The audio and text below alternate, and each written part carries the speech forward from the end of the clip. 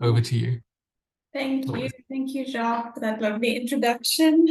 Thank you, everybody, for being here with me. I am so thrilled to be able to share poems with you, to see familiar faces in the room and some faces that I don't know as faces, but only as names on the screen at this point. So I'm really, really happy to be able to share some work with you and to also hear some of your own poems in the open mic later. As Jacques said, my debut collection, Slaughterhouse, came out about a year ago. So it's almost celebrating its first birthday. I think it was the 15th of November or something like that. I should probably know the date a bit better, but it's probably about a week or being a year old. So I'm going to be reading poems from this, but also some new work. Because I've done some other readings that exist out on the internet, I thought I needed to come up with something different. So I'm going to be doing what I want to call the B-sides out of this collection, poems that I don't normally choose to read, whether that's because they're longer or they're a little bit more personal or whatever. I'm going to be reading some of those and then also reading some new stuff. And what was nice about gathering everything for this reading is that I felt like I haven't been writing that much since my book came out. But as I was going through what poems are actually kind of edited and ready to be shared, I found that I've done some stuff. So I'm happy about that. So let me just pull up my poems. And the first poem I'm going to read is the poem that starts the second part of this collection. So my collection is divided into slaughter and house. And this poem is the one that kicks off the house section. And it's called Unconditional Love Poem. I love animals. Some days I love them enough to let them die. Some days I am a killing machine. Dorper, Dachshund, Chinchilla, Boerboel, Schnauzer, kidneys, cancer, parvo, distemper, unwanted, neglected, gone. I love animals so much that I suffered through 6 years chained to a desk, through 24-hour shifts, projectile vomit, diarrhea, and abscesses. I love abscesses. I learned about all the things that could kill them, and if those things didn't, I did.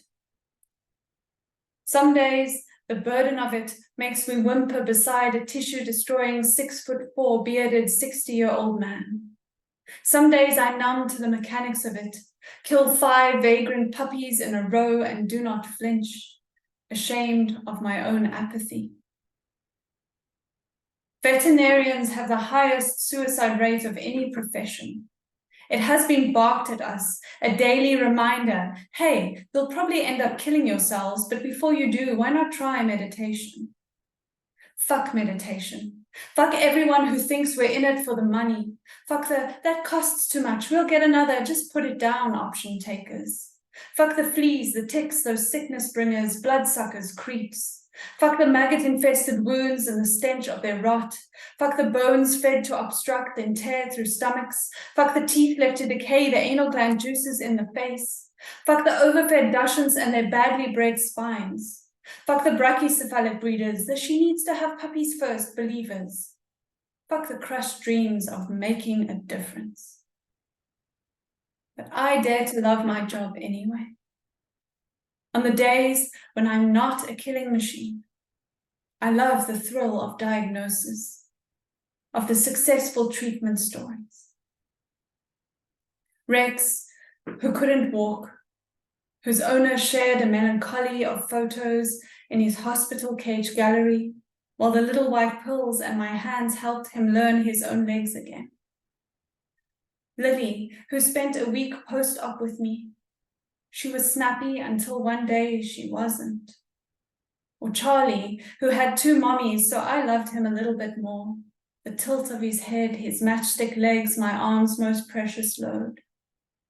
Or my parvo puppies, all 9 of them who I nursed into unexpected survival. I love living so intertwined with creatures so much kinder than me. I love the joy of reunions, the peaceful silence after an endless howl. I love the puppies and the kittens and the perfect adoptions. I love the owners who care so much they wish only to cure the pain. I love the neat sutures, the calculations, the calculated guesses. I love the voiceless and their love for the sound of a favorite person calling their name.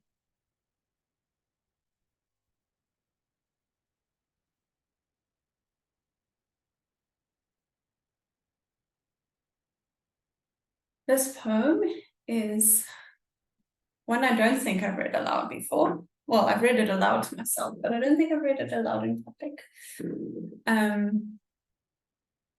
It was born in After the Ode, which is Megan Felly's advanced class. And if you get the book, one thing that I like about it is the way I was able to play with form, following the content. It's called Drunk on Growing Up.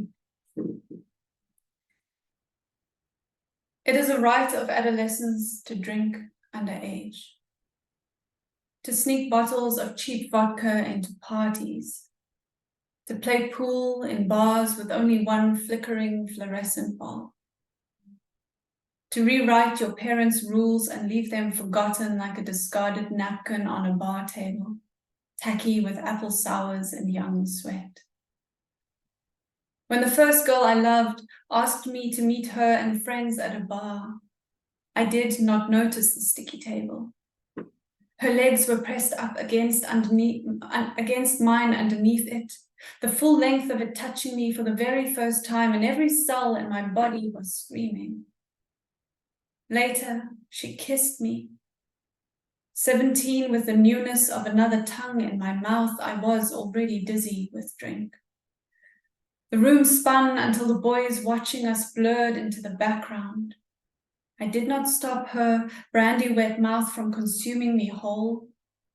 I did not stop her when the next night she touched me in bed beside a sleeping boy whose beer breath hung over us like a fog, obscuring the horizon of what I was comfortable with. On the night we played Spin the Bottle and she drowned me in vodka cranberries, I did not ask her to go slow. Did not tell her that it hurt or that I could not see her clearly anymore. The emptiness of being young, wild, and free already separated us, dividing what I wanted from what I let her do to me. We were kids, just stupid kids, drunk and growing up. My no was invisible, even to me.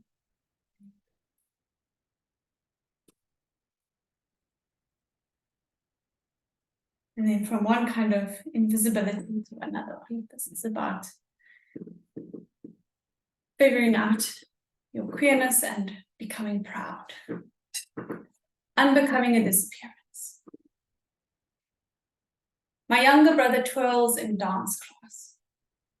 My dad says he can be anything except gay. I hide in montages of the love story of 2 women doctors who sneak touches in on-call rooms between saving lives.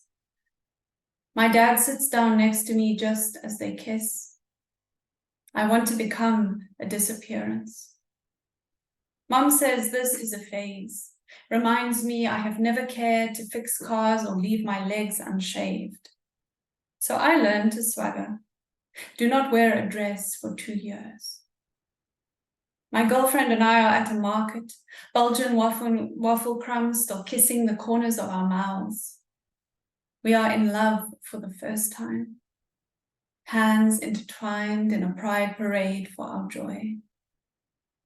An old man stops us, thrusts out a pocket-sized Bible cold with disgust. At my first job, I asked my colleagues if I can bring a friend along to our end-of-year function. I do not stand out in the crowd. I am a veterinarian in charge of life-saving decisions. My friend comes to collect our dog from my vet practice. My friend brings me lunch at work. My friend is my emergency contact, cannot be introduced as friend anymore. Person by person, I name her. Girlfriend, partner, other half, love of my life, best bread baker, personal chef, loved her, wife.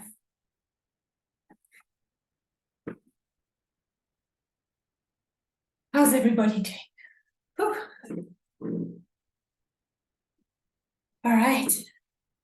Then I've got another poem. It's one of the older poems in the book.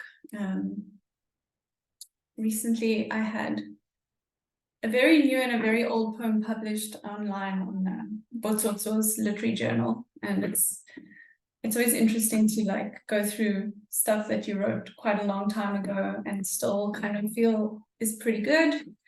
And this is one of those poems that ended up making it into the book and being tweaked a bit for the final cut. And it's called How to Fall In and Lose Love Within 7 Days. 1. Talk to her non-stop after you match. She is a bibliophile, barefoot adventurer, lover of poetry and water, like you. She is a serial liker of things and you really like her. You're both excitable, soon have inside jokes about having zero chill. 2. Send her voice notes. Listen, try to ignore the stuttering in your chest at the sound of her voice. Admit that her giggle is the best thing since Brandy Carlile sang the story. Send her cute selfies, pictures of puppies. Feel your cheeks flush and your muscles stretch when she does the same. Set up a date as soon as possible and then make it sooner. 3. Tell her your secrets. Paint yourself vulnerable, your scars on display. Let her open the gallery of her heart for you to view too. Check off every box of your soulmate list with her name. 4. Spend 5 hours talking. It's the most natural thing you have lived. Spend an hour exploring her skin with your lips.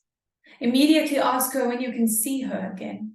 Her freckles are the map guiding you home. She wears a world on a chain around her neck and you feel your world chained to her. The dream of it so tangible you can taste the ocean breeze of her on your tongue, even now. 5. Lose your mind in the days of her silence that follow your nakedness in a paragraph of text. Start to hate yourself again. 6. Let her tell you she's only looking for something casual. Uncreate the world you've built in your mind. Cry, scream, walk, forget to eat, wish you could forget to breathe. 7. Pick yourself back up. You'll dream of her still and write too many love poems into almost existence.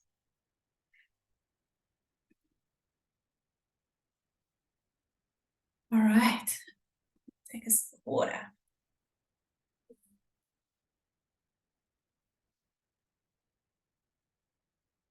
Okay, so my collection is called Slaughterhouse because, as you know by now from listening to these poems, I am a veterinarian, for those who don't use the word vet as a shortening. And as part of so in South Africa, for those of you not here, and for those of you who don't know, we have to do a compulsory year working for the government. And you kind of get placed somewhere where there's a shortage of vets who, I guess, voluntarily want to do that kind of work.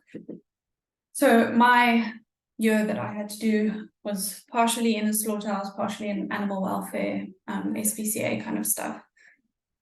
And I guess that's where the title comes from. So there's poems in this book, or the base of the book, I guess, is these poems about the slaughterhouse experience. But I like to think they are not just about gruesome killing of animals, but about a whole lot more, because I learned a whole lot more about myself through the experience. And then I also write a lot about being a vet, because I believe that specific is universal, and being a vet, I see things that I think translate even to people who don't have pets. The next poem I'm going to read is also a longer poem, and it's kind of thinking about, I think the prompt was sort of to write something that you would write as a routine, or like try and make something normal more interesting. So I write condolence cards for animals that I put to sleep, and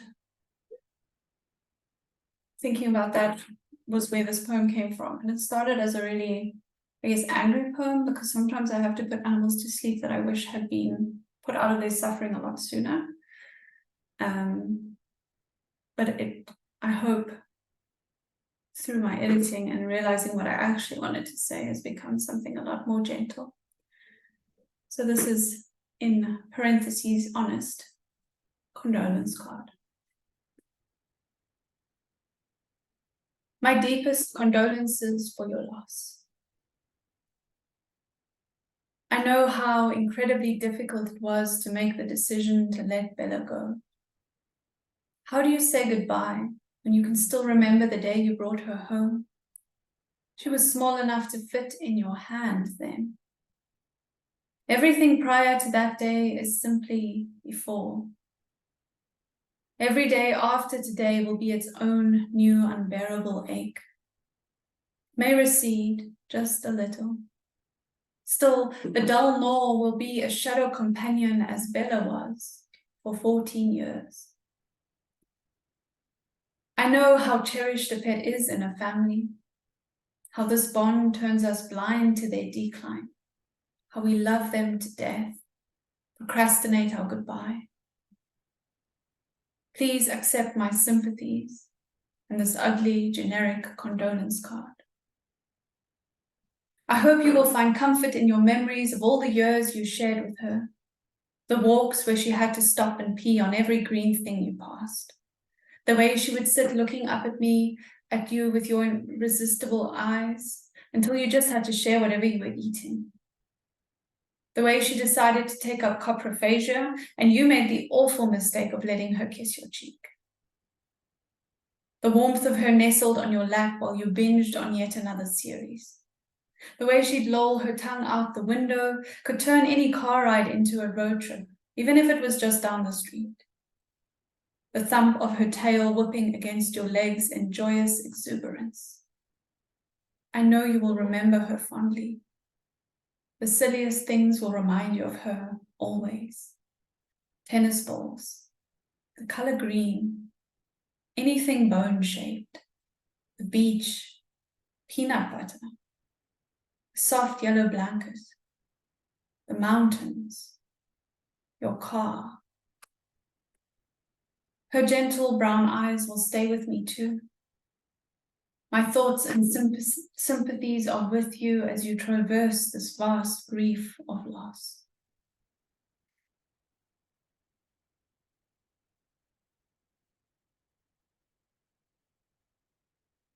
Okay. And then just to keep you all on the down, I've got another poem. It's also, I guess, in a similar vein. And this is one of the slaughterhouse poems. So one thing that I really had fun with in writing this collection was writing poems from the perspective of the slaughterhouse, or like in conversation with the slaughterhouse, and that kind of stuff. And it was really interesting to kind of think about what personifying this thing that I went through and what can it teach me. And this is called The Slaughterhouse Supervisors While I Euthanize Another Dog. Is this the mercy you muttered about so often? You think sleep is better than a sudden slash through life? You are so much better than me because you only do it when it's medically appropriate. Don't lie to me. We know each other better than that. You visited me every day of that week you were alone at the animal shelter, with its cages of the lost and unwanted. No one else to choose who lives or dies. The power of a god on your shoulders. I know what you did. There's nothing medical about abandon. You were mechanical, practical, emptied of emotion. Your walls looked so much like mine that week. You lost count, killed 20 a day. Their deaths as ordered as the process of dying within me. But I see your tenderness now. The gentle way you pat and hum while connecting death to the living. You offer reassurances, kindness in your eyes. I see the way you ask for forgiveness before the prick that precedes peace. I've never apologized. No one expects it of me. I know exactly what my existence costs. Sometimes you become what people expect you to, don't you? You became strong that year, stopped crying in the shower, took yourself for walks, fell in love again despite all the dying. We have both listened to the fading stutter of a heartbeat as it slows to a stop. We both know the twitching that follows. Maybe we could learn from each other. Me, your tenderness. You, my ability to embrace death, to hold it inside me for a time, and then to let it go.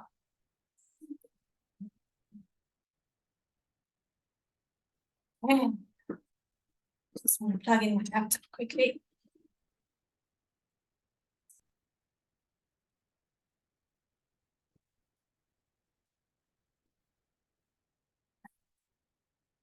How's everybody doing? I think I'm going to do 2 more book poems and then I'll get into some new stuff. The next poem, I'm going to show you how it looks, if this will translate onto the screen. So the next poem is a poem that's about growing up and the way growing up means growing apart from your parents, from your family, from who you were. And I had this idea. I read a poem that was like in the form of a like package insert in a medication, and I thought that was really cool. So I tried to kind of emulate that a little bit. And this is how it looks in the book. So it kind of looks like how a package insert would look for instructions. And this is called Directions for Swallowing the Hard Pill of Growing Up. For the daughter. Take once a week in the form of an hour-long phone call that leaves you feeling like an island surrounded by empty chairs. Drink with a full glass of distance. Let it effervesce with the living done every day without one another. It will dissolve in the little details the parents no longer know. You like sushi now. You are not neutered by conflict anymore. Your washing line under the tree no longer worries you.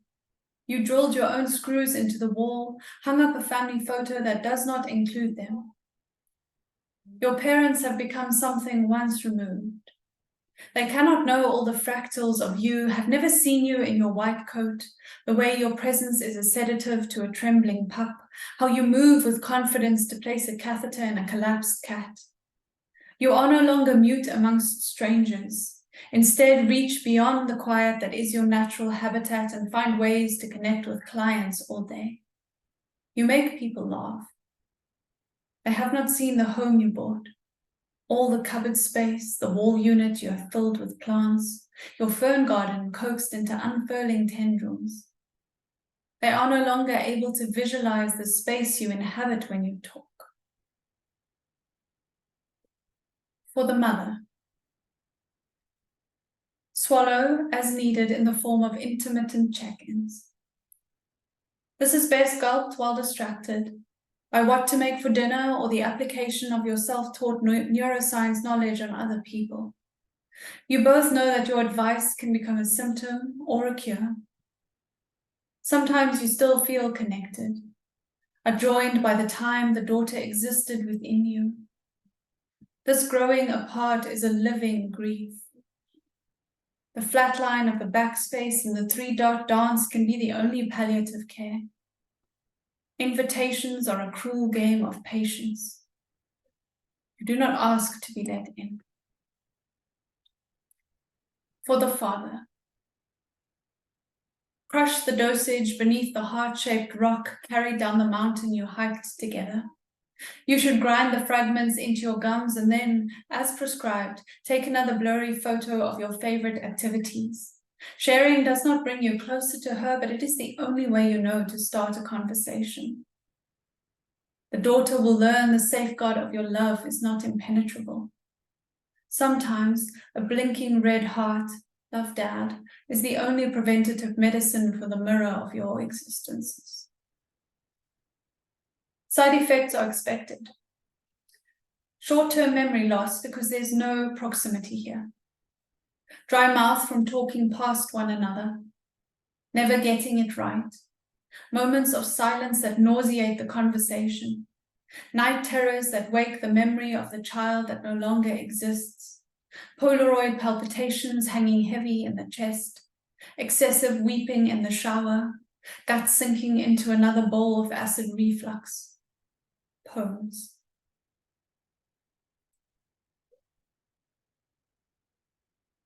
Oh, that poem was actually, I think, the last poem that I finished editing for the collection. I really struggled with it.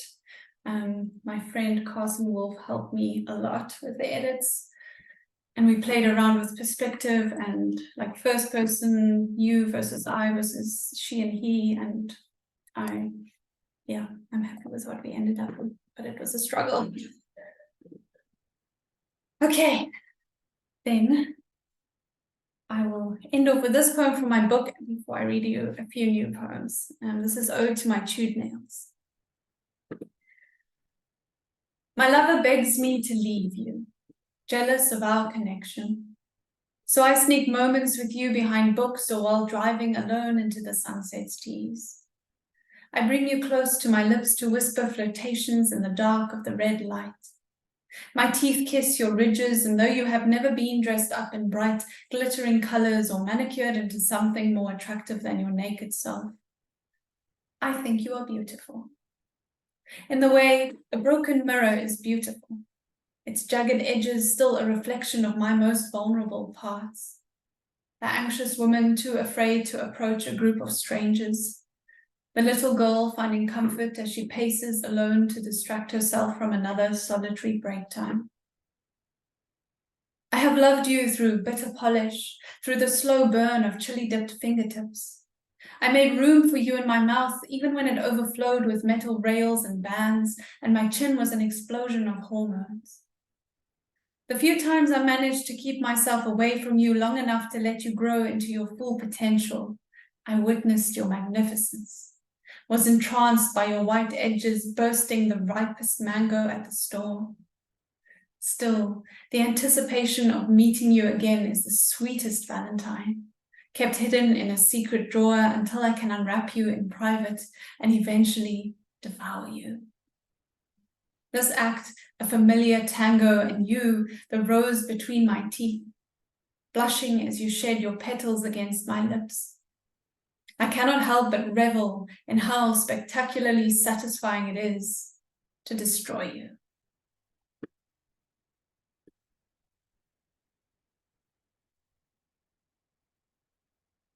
Right. All right. Okay, new stuff. This is a I think probably the newest poem of these poems and as yet unpublished. Break Time Beauty Queen. 7 years old, she tagged me hairy, a new insult to a down-feathered girl. Courtney with her beauty pageants, title of Miss, a world piece of trophies decorating her pink walls. Courtney who believed in red dresses and shaving, even your arms. Who left me to play jump rope alone, pointed me out, piggy in the middle as she strutted past, twirled along the break time runway. Courtney who would have won the popularity contest if she had time for school. Who was my first lesson in shrinking. Whose mother showed her how smallness can be a hand-me-down, taught her to smile while dressing up in heavy insults for the mirror of her, whose lunchbox would disappear if she turned it sideways. Courtney, who believed I should be less free, more girl, who would have called me best friend if I had bleached myself to be more like her.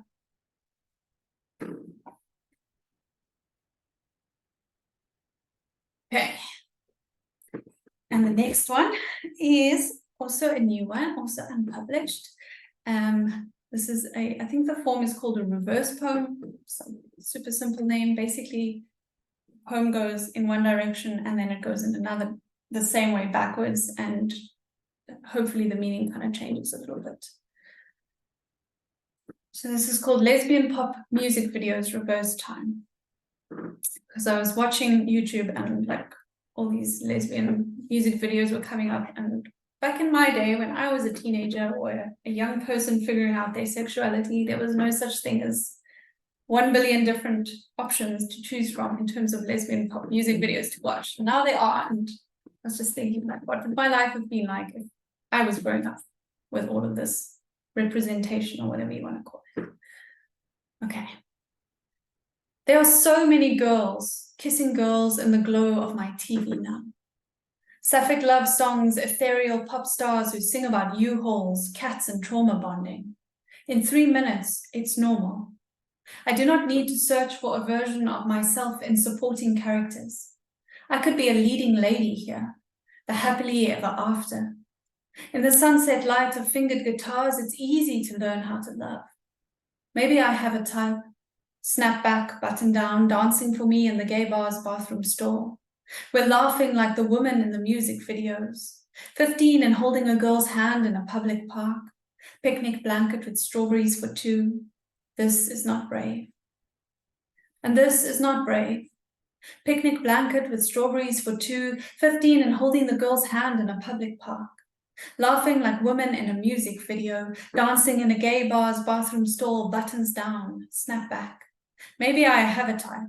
It is easy to learn how to love.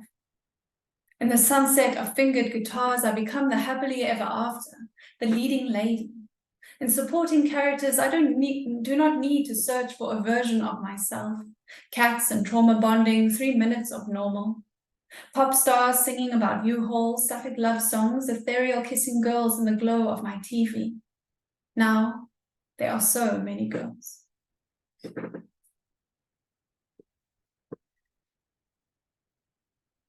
All right.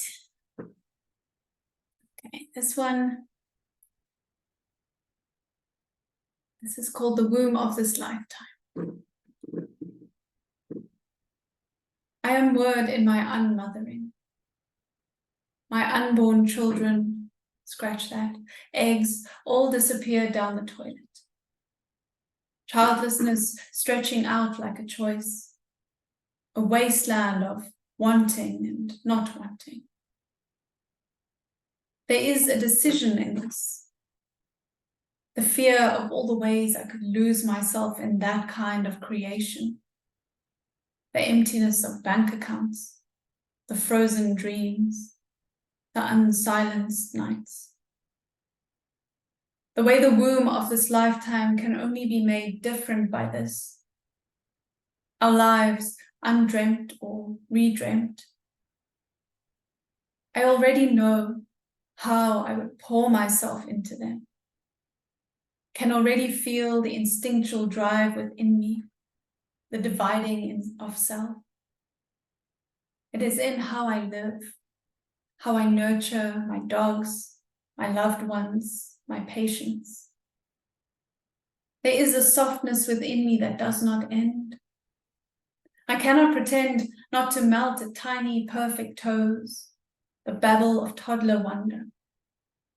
Even so, I cannot promise to unself myself, cannot commit to be reborn a different me, not doctor or poet or Melissa, but instead, always mama first.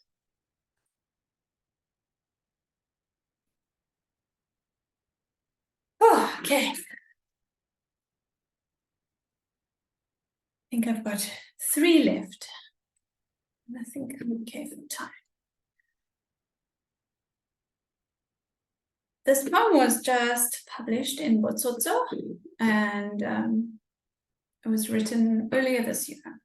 It's called Ode to the Green Kalahari.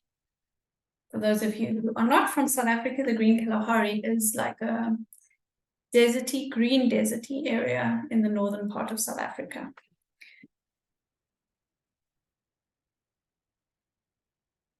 O land of empty flays turned meerkat cradles, you basin for boktrol and birds, how glorious your transformation after the autumn rains, how you live up to your name, green bushes daring to stretch out beneath endless blue and soaring sunshine. O land of the springbok leaping, the blesbok bucking, the ever-evasive kudu in the bos. I have fallen in love with your stillness, the way you disguise your magic, reveal your true self only to those patient enough to sit, to plant their roots in your soil. Oh, you Brahma breeder, you beehive of blister, how I will dream of your foreverness stretching out like a lifetime of horizonless mornings. Oh, you queen of the noticing, rock hoarder, mineral miner, I will think of you when stifled by city walls and bustling tarmac. How you make me long to become an off-road traveler, an off-the-grid liver, to explore all your cornerless edges, to bathe beneath every one of your million stars, to be guided by nothing but your water towers and whispered promises of timeless days to come. In your presence, I am ageless, the ancient close enough to trip over. You are an ancestry of green, life giver, bursting beast of possibility. I want to call you mine, or to rename myself your child, to be converted to the wild, aching gospel of you.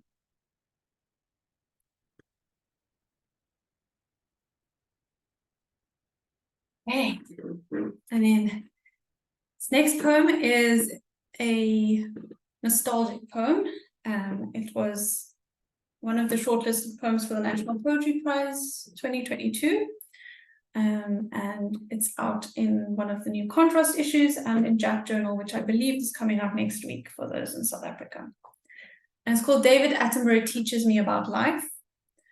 Because when I was a child, every Sunday on SABC3 probably, National Geographic would play with David Attenborough's various nature videos, and it was like 5 o'clock, that was on, my dad was watching, we were watching with him every week. So it's kind of a fond, special memory for me.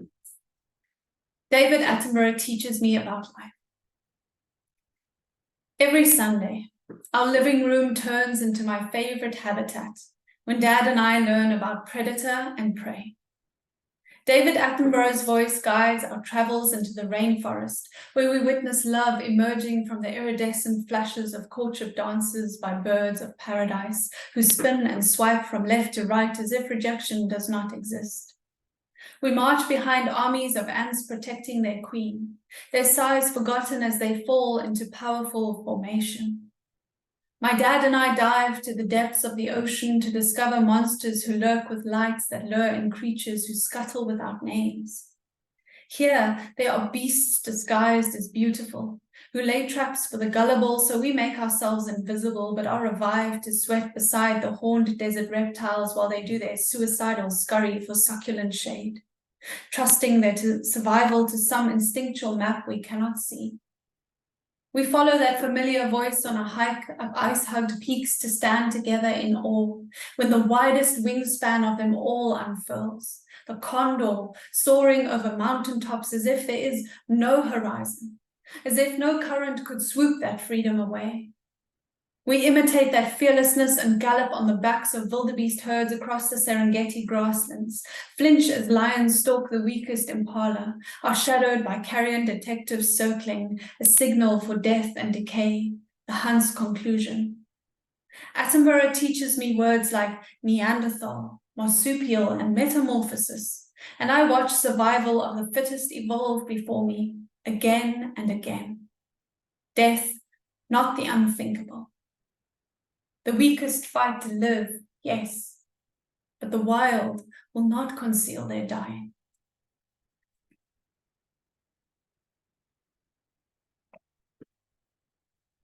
Okay. Last one. I think this poem speaks for itself. Yeah. Small joys. Actually, I will say, I think this is a really nice prompt. I had a lot of fun with this. It was one of the prompts I came up with for, maybe it was National Poetry Writing Month or something, after reading someone else's poem, I'm sure. And basically, it's like a list of everything that makes you happy. So, and like small and specific and just like day-to-day stuff. So I suggest you do it, even if it's just a like gratitude practice, because it was nice for me to do. Small joys. Being outside in untouched wildness. Witnessing the fynbos change with the seasons. Noticing my love's laughter. The first sip of Earl Grey in the morning. Waking up at the exact same time as my love and then naming the patterns in their morning coffee, works of art. Sunlight dancing off my wedding ring. 12-minute voice notes with faraway friends. Dreams of foreign adventures that live on into waking. My pug sleeping with his tongue out. The way my lanky geriatric will play bow and jump onto her bed like a puppy. Beach walks with my dogs, singing to the water. The gentle wind on a hot day. Coral-colored shorts. The smell of Nivea sunblock transporting me to summer. Catching waves. Counting the ships heading into the harbor and calling them so many.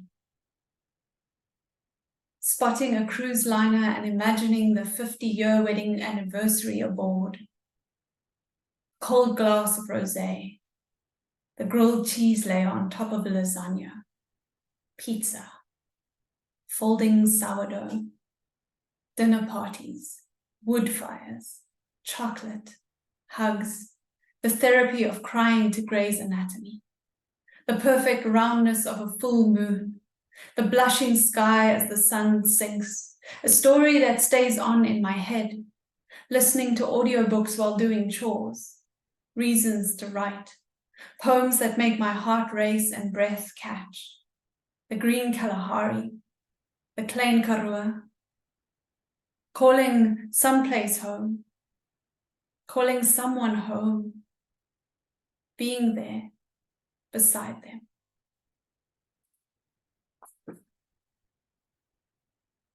There we go.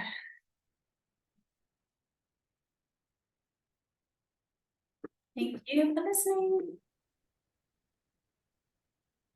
Yeah, Melissa, that was just an incredibly moving reading. I don't have many words. We are just very lucky to have you. And these brave, vulnerable, joyous, sorrowing, I can go on all these poems. Would everyone like to just unmute and give Melissa a warm hand?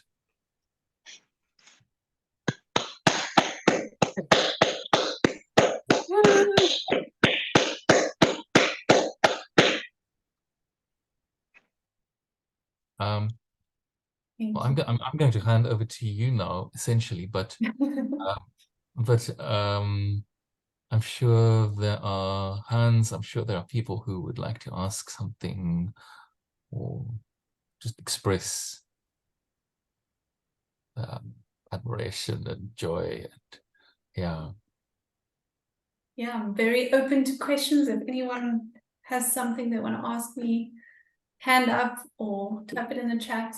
I'm going to go catch up on the chat later because I couldn't follow it while I was reading, but I'm really excited to read all your things. Krista, hi. Hi, congratulations. I'm so proud of you. It's so exciting that your book is now almost a year old. And thank you for sharing not only some of those older pieces, but some newer ones as well. As a poet myself, I know that I often look back at poems that I wrote years ago and I laugh at them and wonder how I thought they were good as your poetry changes. And I'm curious, having it been a year now since you published the book, is there anything that you look back on now that you wish that you would have edited more, or like changes in your head that you've made for maybe a second version or things like that? Or is it kind of locked in a good place for you? Oh, excellent question.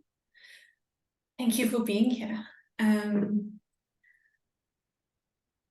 I haven't read the book again cover to cover since like my last proofreading before it got published. So I was thinking as a like 1 year thing, I should do that to see how it holds up in a like complete, because I've only read like as I do readings.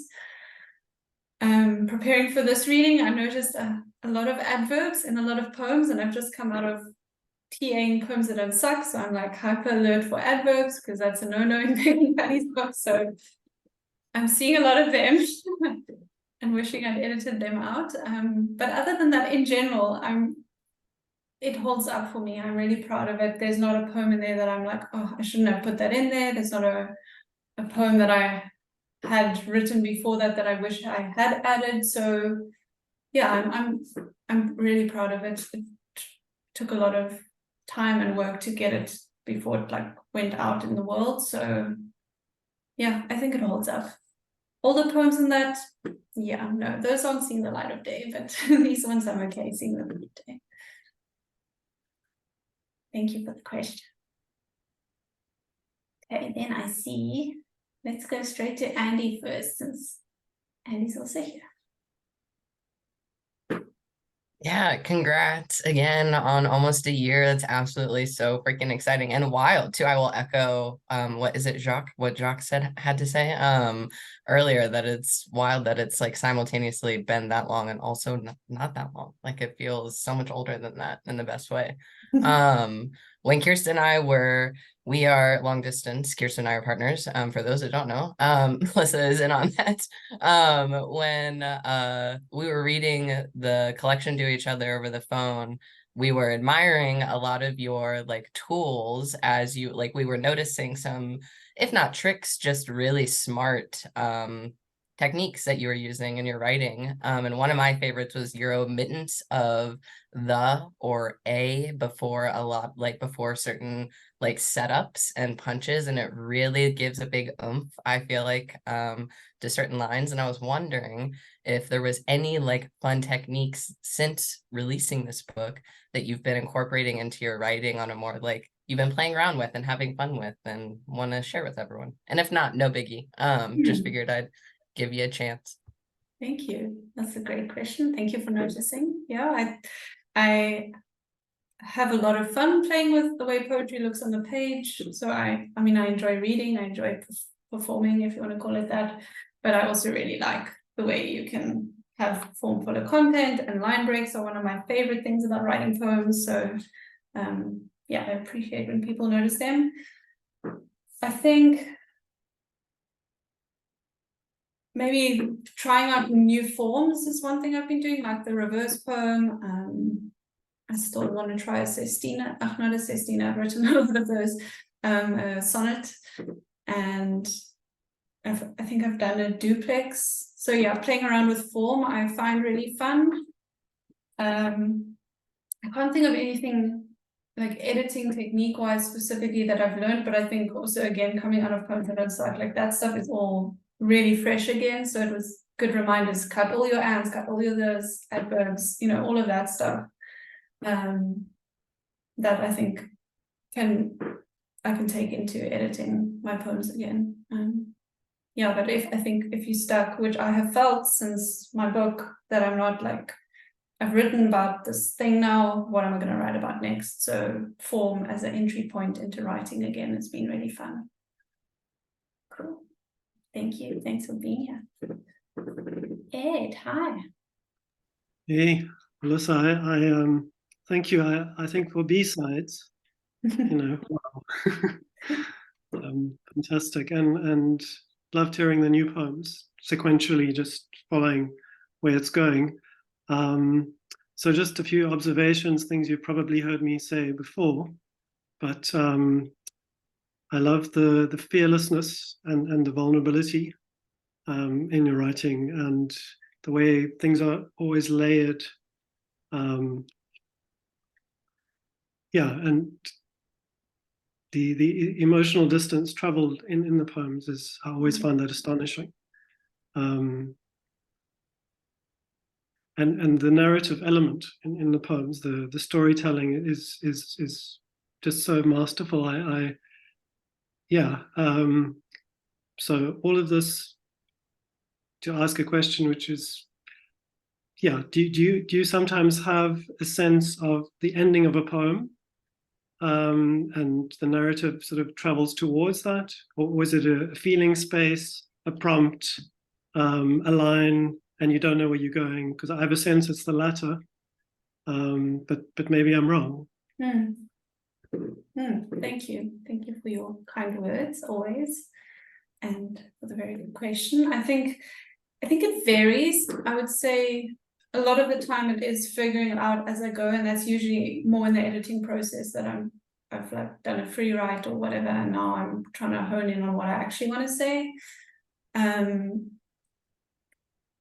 Sometimes there's more of a almost idea that I'm mulling over for some time before I actually start writing the poem, you know, of a thing I want to talk about, like the Womb of a Lifetime poem was one that, like, I know I need to write about this in some way, and I know how I feel about it, but getting it down took some mulling over in the head first.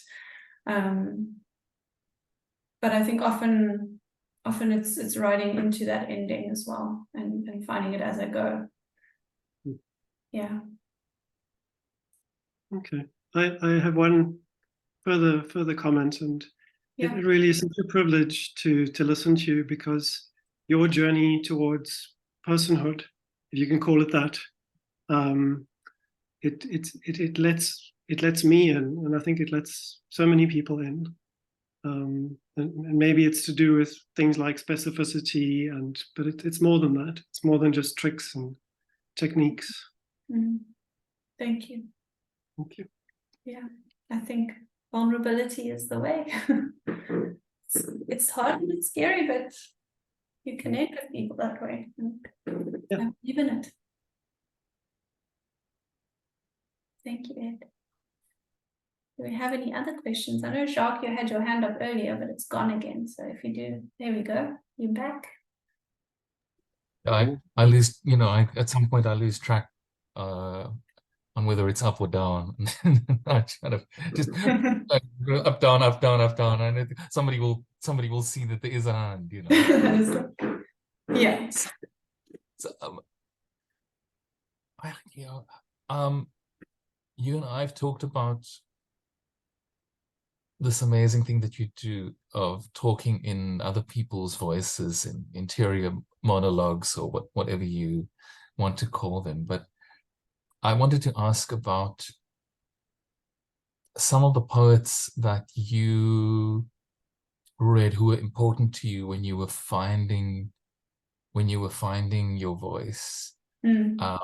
Because when I listen to you, I always have this feeling that, wow, you know, there's this world of experience, of some very sort of frank, vulnerable, and a very articulate experience by poets that I just haven't read. So would you just like to, I just don't want to make notes. Would you just like to say, single out a few, obviously, Yeah. one thinks Whitman and Auden and people like, the classics, but who are some of the people who were really a revelation when you were working out? I mean, I'm thinking of poems about you discovering your sexual identity. Who were the signposts? Like, who were the people you were reading at that time? I think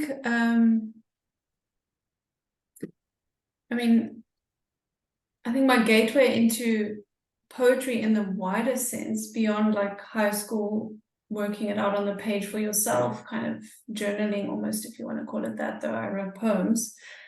I think that gateway was Andrea Gibson. And they, if you don't know them already, Jacques, which I'm sure I've mentioned them before, but if you haven't listened to either their recordings, because they speak really amazingly, and there's like audio CD kind of versions of their collections. Just say their names again. Who Gibson? Andrea Gibson. Andrea Gibson, and the other one? Well, I haven't got to another one yet. I'm still on that. Oh, right. Yeah, so that was kind of a gateway, sort of watching spoken word and then hearing and their vulnerability and their the way they explore sexuality, mental health, all of that stuff, big topics in such personal ways that just feel like they're speaking to you, and like you memorize all the poems. And so that was a gateway for me. And then through that, I kind of discovered, I guess, the more modern world of spoken word and YouTube videos of button poetry. And Megan Fally writes about sexuality, and I feel like everyone I read is queer. Olivia Gatwood, Ocean Bond. Yes. Sarah Ehrlichman. Yeah, there's so many poets that have inspired me, and I think I just also keep wanting to read more and discover more. Franny Choi does really cool work. Lauren A. Greathouse also writes in interesting ways. But yeah, Andrea was really, I think, my gateway drug to poetry as a young adult who then started taking it more seriously. Your life will be changed if you either read the book or just, what I started was just listening to the audio versions, and that's amazing. That's beats the line still. Yeah. Thank you. Thank you for the question. Patricia, hi.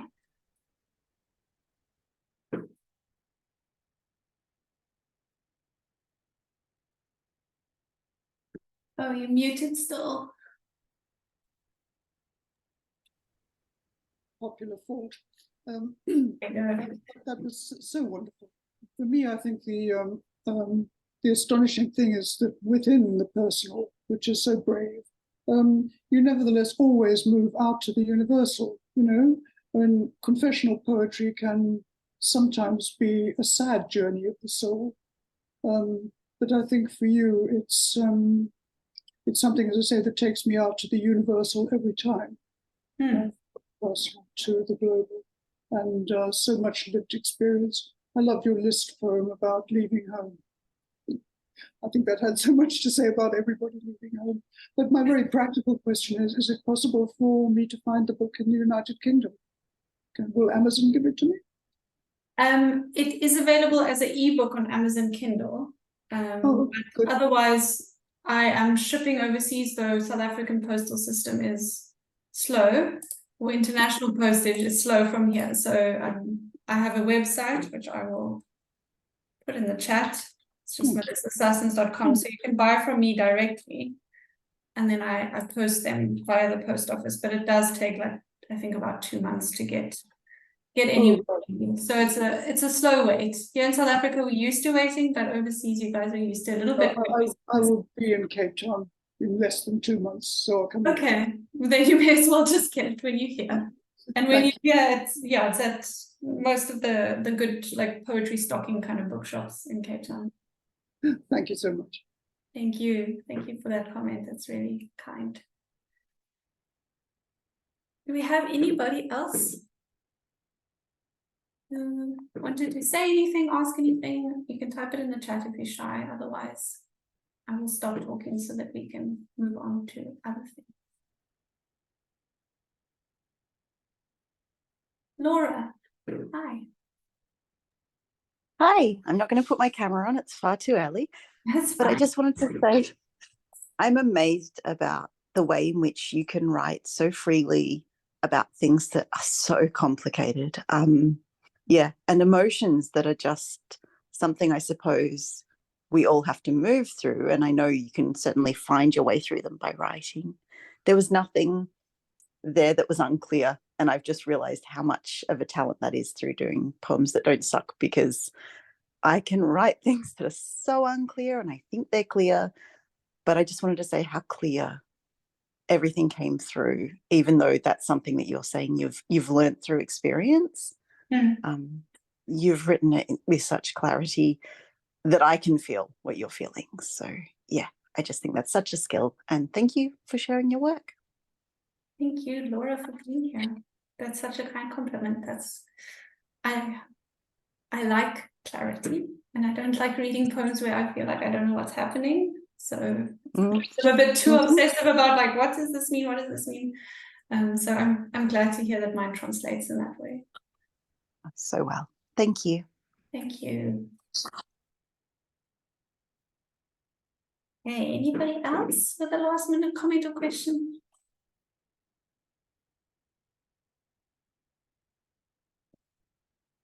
No? Cool. Okay, then I'm going to say thank you for being here. Everybody who's listened to me, I think I've taken up a bit more time than I should have, but it's okay. I'm sure you all enjoyed it. Please do buy my book if you don't already have it. It's called Slaughterhouse. Like I say, if you're overseas, I am shipping them. I can sign it for you. Just make a note in the comment section on your order. Or if you want it as an instant gratification thing, then you can get the ebook. And if you're in South Africa, they are available in bookshops. Or if they're not available in your local bookshop, you can just ask them to order it in, because it is distributed by Protea Books, who's pretty great at distributing everywhere. And if you still can't find it, then you're welcome to send me a message and I can sell you a copy directly. And yeah, I think that's all from me. Thank you for being here. It's been wonderful sharing space with you, and stick around for open mic.